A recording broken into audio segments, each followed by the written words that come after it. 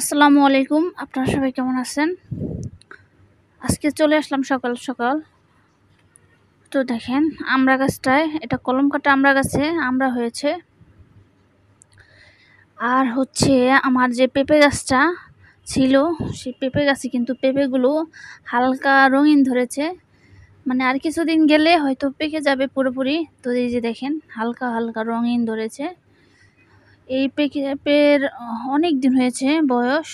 পেঁপেগুলো হয়েছে, এখনো পাকে নাই। তো সর্বশেষ এই যে দেখেন রঙিন ধরে গেছে।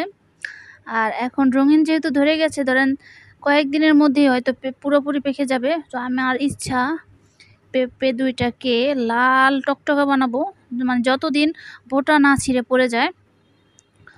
তো যখন আমি টাচ করি বা টোকা দিই তখন অনেকটা বিকট শব্দ হয়।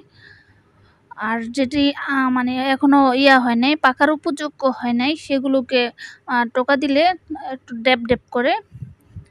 তো এভাবে বোঝা যায় পেঁপে কোনটা হয়েছে পাকার উপযোগ্য। এই যে দেখেন বেশ কিছু পেঁপে হয়েছে। আর এই গাছ থেকে কিন্তু অনেকগুলো পেঁপে খাওয়া হয়েছে। ওই শেষের দুইটা রেখে দিয়েছিলাম। আর দেখেন এই যে আমি এখানে দুইটা কলা গাছ লাগিয়েছি। তো এখানে যেহেতু নিচে হলো বালু মাটি, তো কলা হয় কিনা তাও সন্দেহ। তো এখন সকালে মুরগি ছেড়ে দিব। তো মুরগিগুলো ডাকাডাকি শুরু করছে। আর একটু পরে সূর্য পুরোপুরি উঠে যাবে। এই যে দেখেন মুরগিগুলো ছেড়ে দিলাম। তো মুরগিগুলো ধান অতটা পছন্দ করে না, বেশিরভাগই গম খায়।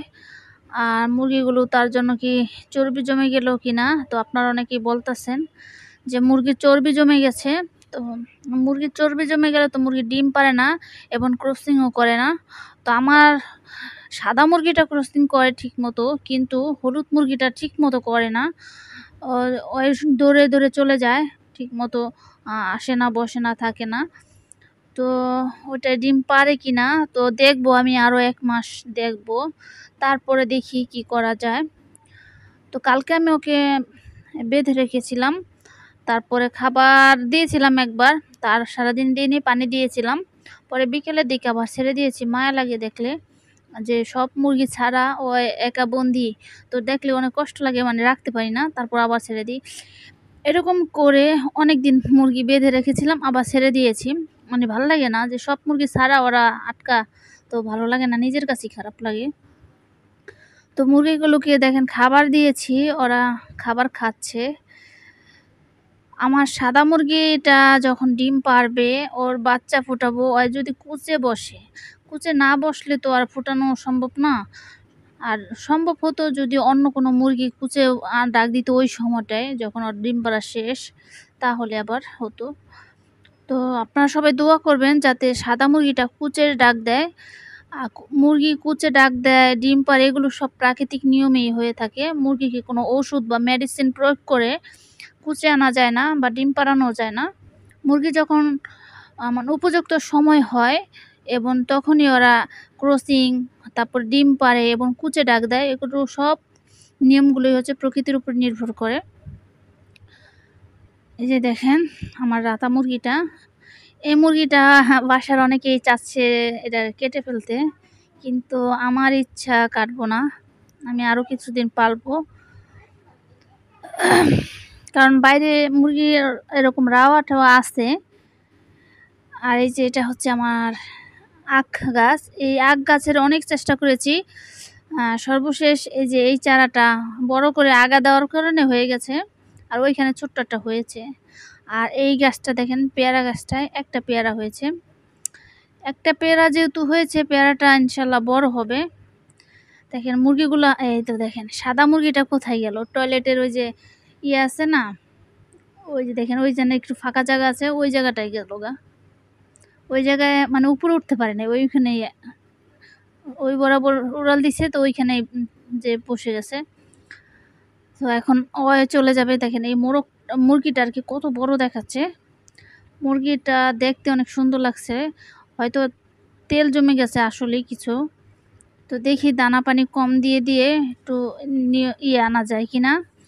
করে আমি কালকে বেঁধে রেখেছিলাম, মানে এত আন্না দানা করতেছে, লাগে যেন ডিম এখনই পেরে দিবে, নাক মুখ লাল হয়ে আর ক ক ক ক করতেই থাকে।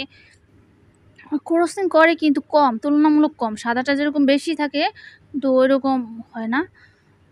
দেখেন সাদা মুরগিটা নিচে এসে পড়ছে।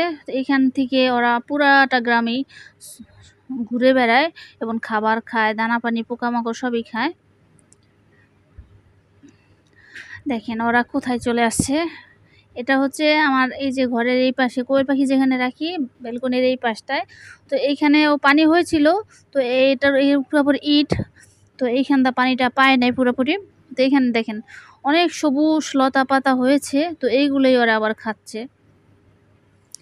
এর আগের বার আবার পানি হয়ে মরে গেছে, এখন আবার হয়েছে, তো ওরা আবার এইখানে চলে আসছে। তা আগে যেখানে যেত ওইখানে এখন আর যেতে পারে না, আর ওইখানে এখন নাইও ঘাস, এখানে ঘাসগুলো বেশি। আর এই যে দেখেন রাতা মুরগিটা, এটা পুরো টাইগার মুরগির মতন অনেক বড় হয়েছে, এটা জাতটা ভালো। তো এই জাতের একটা মুরগি কেনার ইচ্ছা আছে। আর এই মোরগগুলার সাথে যদি মুরগির ক্রসিং হতো তাহলে ওই রকম ডিম হতো, মুরগিগুলো ভালো হতো। আর এই যে দেখেন সর্বশেষ আমার কোয়েল পাখির বাচ্চাগুলো এখানে।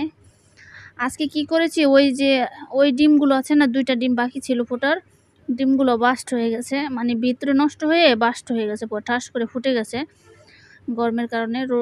লাইটে দিয়ে রাখছিলাম যে বাচ্চা হবে, হয় নাই, নষ্ট হয়ে গেছে, পচে গেছে। আর হচ্ছে ওদেরকে আমি দিয়েছি হলো নিচে যে হ্যাঁ ধানের কুটা বা কুড়া আছে না, ওইটা দিয়েছি, ওইটা দিয়ে রাখছি বিছিয়ে। কারণ ওরা যখন পায়খানা প্রস্রাব করবে তখন এই যে এটার মধ্যে শুকিয়ে যাবে, ওদের পায়ে অতটা লাগবে না এগুলা, তো তার জন্য এটা দিয়েছি। আর তুলা এখন সরিয়ে রেখেছি, আর তুলার মধ্যে এখন রাখি না, কারণ তুলা তো চোখে যায় মুখে যায়, খাবার ঠিক মতো খেতে পারে না ওরা। তার জন্য তুলা সরিয়ে এখন নিচে একটা ভ্যাকসিন দিয়েছি, তারপরে এগুলো দিয়েছি। এখন ওদের হাঁটতে চলতে সুবিধা হয়। দেখেন বাচ্চাগুলো কিন্তু আগে হাঁটতে পারতো না, এখন কিন্তু ওরা সুন্দরভাবে হাঁটতে পারতেছে, দৌড়োদৌড়িও করে। আর আমি যদি ফ্লোরে ছাড়ি তাহলে আমি যেখানে হাঁটবো, বাপিয়া যেখান দিয়ে হাঁটবে ওই দৌড় দিবে, দৌড় দিয়ে ওর পিছে পিছে যাবে, অনেক দূর চলে যায়। মানে এটা দেখতে অনেক ভালো লাগে। তো ওর খাবারটা হচ্ছে কি, ও এখনও খাবারটা খাইয়ে নিজে নিজে খাবে, ওটা শিখে নেয়। আমি ওকে প্রতিদিন চেষ্টা করি পানিটা খায় আঙ্গুল থেকে, এখন খাবারটা দিলেও ওরকম খায় না, বোঝেও না। আমি খাবারটা কীভাবে খাওয়াই, ধরেন একটু মাছ নিয়েছি, মাছটা ওর ফিটের সাথে বত্তা বত্তা বানিয়ে তা ছোট ছোট চিকন করে লিচি কেটে তারপর হা করিয়ে লিচিটা দিয়ে দিই, একটু পানি দিয়ে দিই, মুখে 1 ফোঁটা করে গিলে খেয়ে ফেলে। তা আবার ধরেন ডিম খেয়েছি, ডিমের একটু কুসুম ওর জন্য রেখে দিয়েছি, এটা ডিমের কুসুমটা ফিটের সাথে একটু চেটকিয়ে একটা ভর্তা বানিয়ে তারপরে এটার এবারে ছোট ছোট লিচি করে ওর মুখে দিয়ে দিই, হা করিয়ে তারপর একটু পানি দিয়ে দিই, হয় গিলে খেয়ে ফেলে। তো এইভাবেই ওর পুষ্টির চাহিদাটা আমি মেটাচ্ছি, যেহেতু ওই ছোট বেবি এখনও বড় হয় নাই। তো এভাবে যদি আমি 1 সপ্তাহ পারতে পারি তাহলে দেখবেন ওই তাড়াতাড়ি একটু বড় হয়ে যাবে। আর বড় হয়ে গেলে তখন আর খাবারের টেনশন নাই, ক্ষুধা লাগলে এভাবেই খাবে। আর বড় হলে ওর কষ্ট করার ধারণ ক্ষমতাটা একটু বেশি থাকবে। আর এখন যেহেতু বেবি, ছোট্ট বাচ্চা, তো ওকে যদি আমি ওর খাবার দিয়ে রাখি সামনে, ওই খাবে না, না খেয়ে না খেয়ে অসুস্থ হয়ে দুর্বল হয়ে মারা যেতে পারে, তার জন্য এইভাবে। তো এখন যাব আমার কুচে মুরগির কাছে। তো এই যে দেখেন কুচে মুরগির কাছে চলে আসলাম। তো কুচে মুরগিটা এখনো বাকি আছে, আর কি ওর বাচ্চা ফুটতে এখনো অনেক দিন বাকি আছে। বাচ্চা এখনো ফোটে নাই, বা কোনো চিলিতে কিছুই দেয় নাই, ফাটেও নেই ডিম, ফুটবে ইনশাল্লাহ। এর মধ্যে এটা আমি পরীক্ষা করেছিলাম, তো এর মধ্যে বাচ্চা আছে।